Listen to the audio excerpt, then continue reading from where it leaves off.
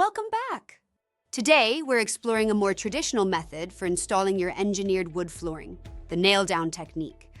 This involves physically fastening the planks to a wooden subfloor.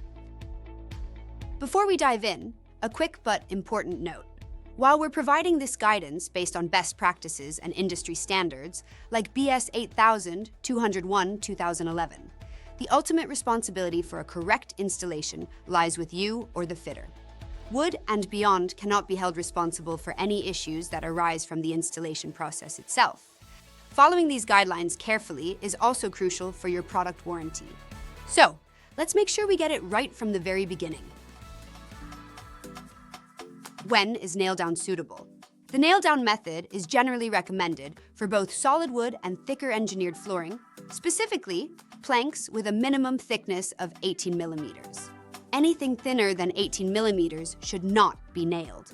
Stick to floating or glue down for those. Crucially, this method is only suitable if you have a wooden subfloor, like plywood, tongue and groove boards, or existing wooden floorboards that are in good, solid condition. You cannot nail directly into concrete or particle board.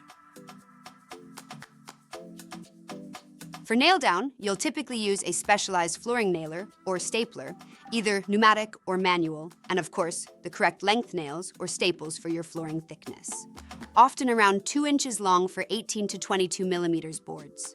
As always, safety is paramount. Safety glasses are a must and ear protection is highly recommended, especially with pneumatic tools. Let's talk layout. If you're installing over a plywood subfloor, the direction you lay the planks is often a matter of aesthetic preference. However, if you're going over an existing wooden floor, you must lay the new planks in the opposite direction, creating a crisscross pattern for stability. The first row or two might need to be carefully face-nailed by hand because the flooring nailer often can't get close enough to the wall. Pre-drill pilot holes to prevent splitting and use a nail punch to set the nails. And don't forget your 10-15 millimeters expansion gap along all walls using your spacers.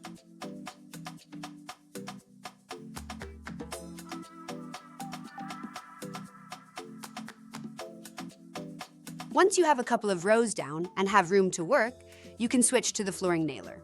Position the nailer's shoe over the tongue of the plank at the correct angle. A firm strike with the mallet will drive the nail or staple through the tongue and into the subfloor, securing the plank while hiding the fastener. Ensure each plank fits snugly against the previous one.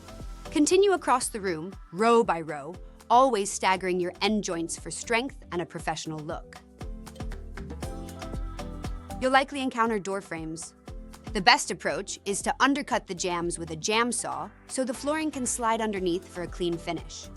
For the last few rows, just like the first, you'll probably need to switch back to face nailing by hand as space becomes limited for the main nailer. The nail-down method creates a very secure floor. However, it's generally considered more exacting and time-consuming than floating or even glue down. It requires specific tools, a certain level of skill, and a good bit of patience. For a large DIY project, renting a flooring nailer is common, but practice on some scrap pieces first to get the hang of it. And that's the nail-down technique, a traditional method for a truly robust floor.